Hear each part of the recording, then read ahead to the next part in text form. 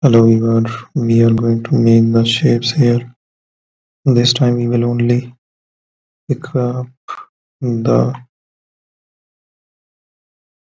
elliptical shape to make further sequence to draw there. So let's generate the further designs on that surface.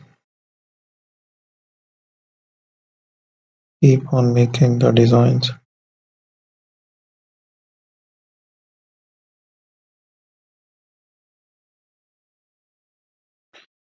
So we will have some further shapes.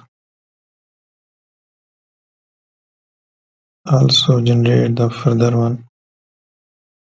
Keep on editing. So that's it. Thank you for watching my video.